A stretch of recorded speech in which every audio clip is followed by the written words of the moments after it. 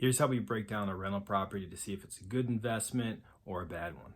Okay, so let's break down this rental property here. It is in Charlotte, North Carolina, top of the, well, it's right near 485, and so it's pretty accessible. It is a relatively newer property. It was built in 2004, 1,600 square feet, 3 beds, 2 full baths. I've done a little bit of work to figure out what the rents would be for something like this. It looks like it would be about $1,850 per month that this property can rent for. So let's take a look at the numbers on how this looks. So we've got the address put in here. I'm going to type in $1,850 for the rent, and the asking price is $315. And now you could put as little as 15% down on an investment property. A lot of investors do go ahead and put the full 20% down, but I'm going to run this with 15%, and that would be the loan amount. They'd be borrowing. On average, the closing costs are going to be around $5,000. And then I'm going to just have 0 in for repairs right now. And so the all-in cash needed would be the amount for down payment to 15% plus closing costs. That would be a total of about $52,250. And then we're going to input the annual and any monthly expenses. So the property taxes for this are $1,940 for the year. So we'll go ahead and add this. Now, homeowners or hazard insurance, it's one and the same. And that I'm going to just estimate right now at about $900 for the year. That would be something you shop for, outside of your mortgage. And then we're going to go ahead and do the loan terms. So typically we'll look at doing like a 30-year term for something like this. The rates I'm going to have in there, and the rates change daily. It's going to be based on your credit score, but for investment properties, there are definitely higher interest rates. So it's not the same terms from the lenders as you'd get for like your primary residence. So they can be 0.5% higher to 1% higher. It really just depends on the scenario and the details of it. So I'm going to have in here 4.25 for that. And so the loan payment on $267,750 would be $1,317. I've gone ahead and added this column in here, and this what this question is the down payment borrowed from a home equity line of credit? So I have HELOC in here, home equity line of credit, and this is going to be checked no for this example. So I'm going to assume in this first example that, hey, all this money is from saved, account, basically savings accounts, and that you'd put this money down at closing, and so there will be no other loan payment for that. So the property taxes per month, it just takes this annual amount, divides it by 12. Hazard insurance is this amount here, divided by 12. Now, if you are putting less than 20% down, you'll have typically monthly mortgage insurance. And I've got in here, a mortgage insurance rate of 0.35%, which is probably pretty good credit score, probably above a 700 credit score for something like this, maybe a 720, but that's a little bit more detailed to really know for sure what the lender would charge. HOA is going to be a monthly fee if it isn't an HOA. This does have a $53 monthly HOA fee. So we'll add this in.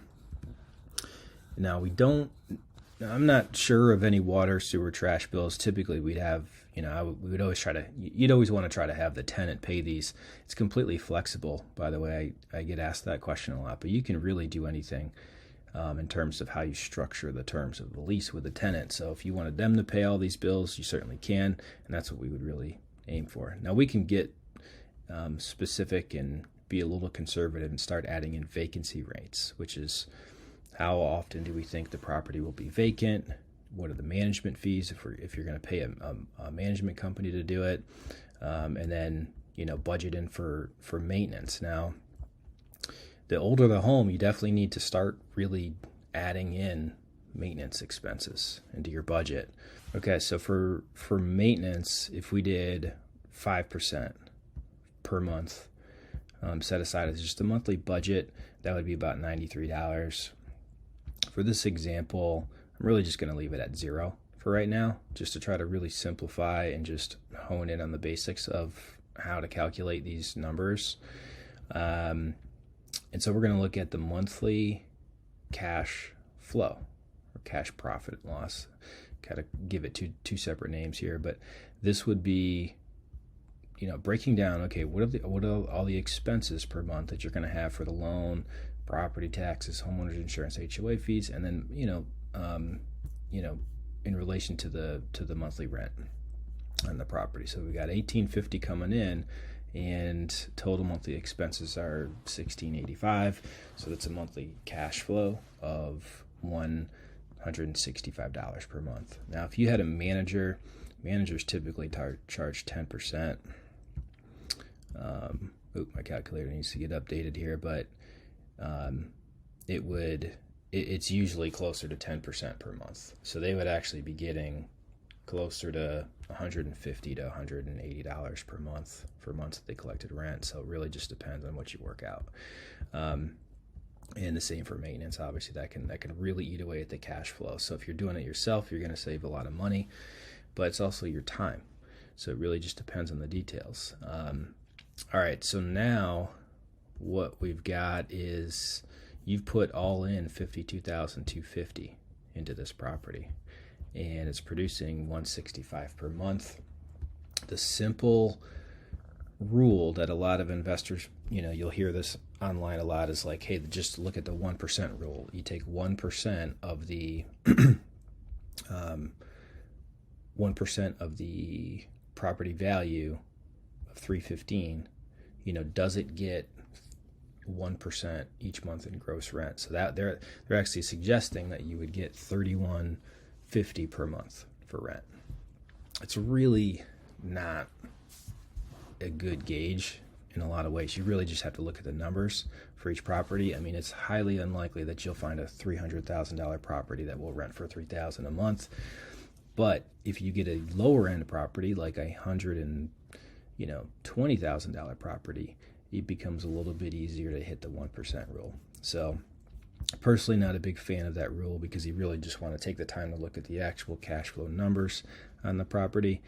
But I wanted to just quickly cover that. So cap rate is another quick ratio or percentage that investors will look at. A lot of commercial properties look at cap rate numbers, and what the cap rate is it takes a look at all of the expenses excluding the loan.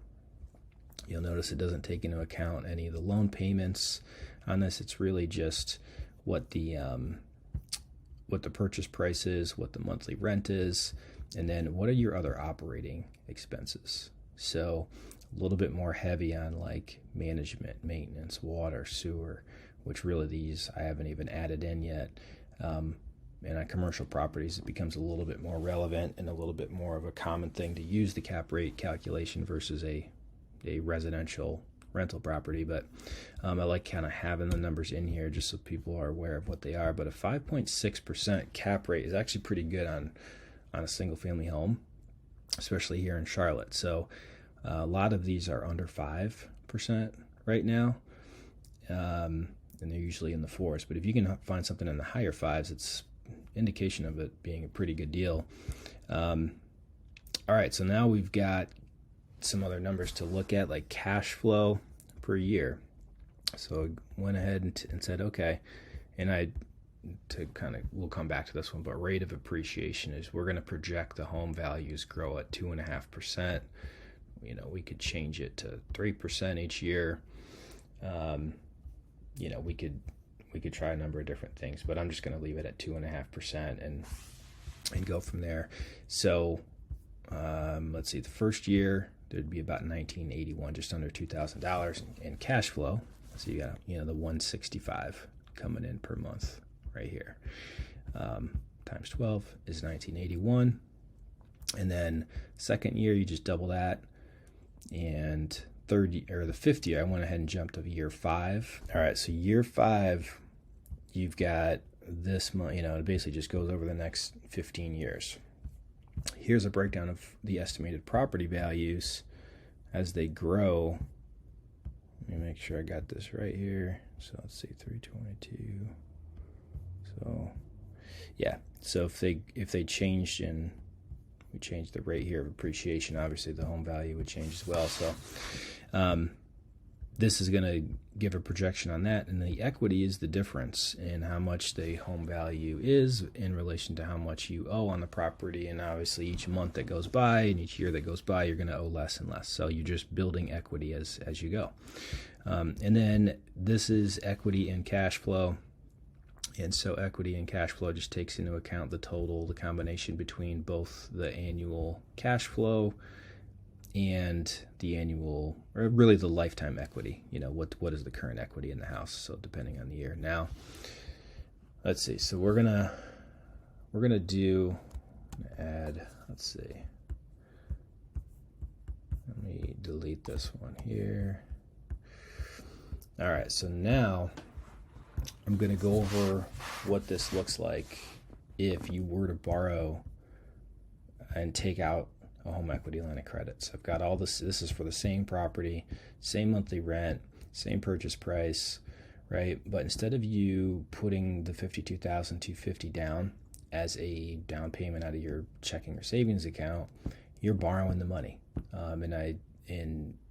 This would be in the form of a home equity line of credit, let's say, in your primary home. So if you have a home right now that you own that has, at least $53,000 in current equity, you may be able to take a line of credit out on your primary residence and borrow against your primary home and use that money to invest in other real estate. So it is a common thing that people do.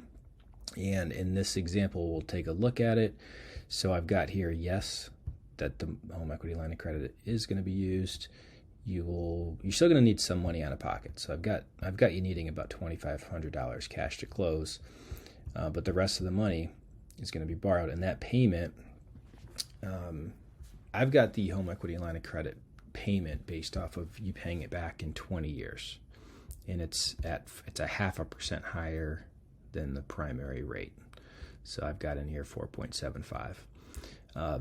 There are some nuances, and a lot of times they are adjustable rates, so I'll cover that in a little bit. But you've got same monthly expenses here. Let's see, let's make sure this is correct. So 900 and then 53 for HOA. I don't have anything else in for your other monthly expenses on this one. And so the total expenses have now increased, and so now it's $2,006 per month, and that is a loss. You'd actually be negative on this example here.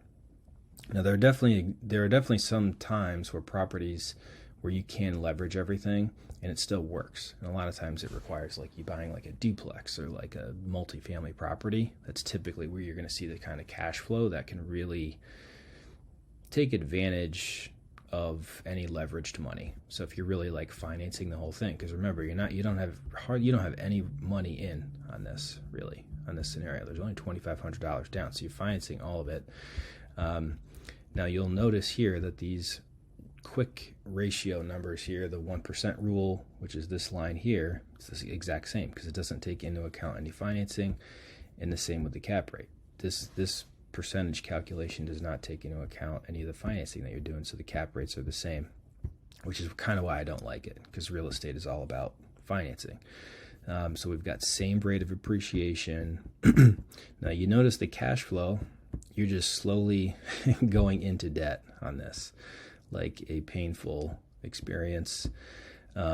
However, if the world continues to increase in home values, you actually would still be potentially gaining, net worth in terms of equity. So your property value goes up. The equity position, it'll slowly gain equity. Instead of having $59,000 in year one, you've got $11,000, right?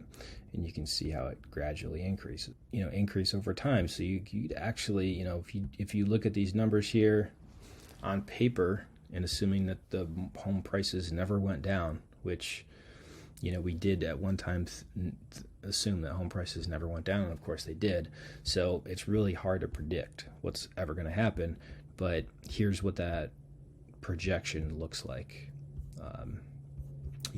over the course of time here. So, hey, could you leverage the money and, borrow everything?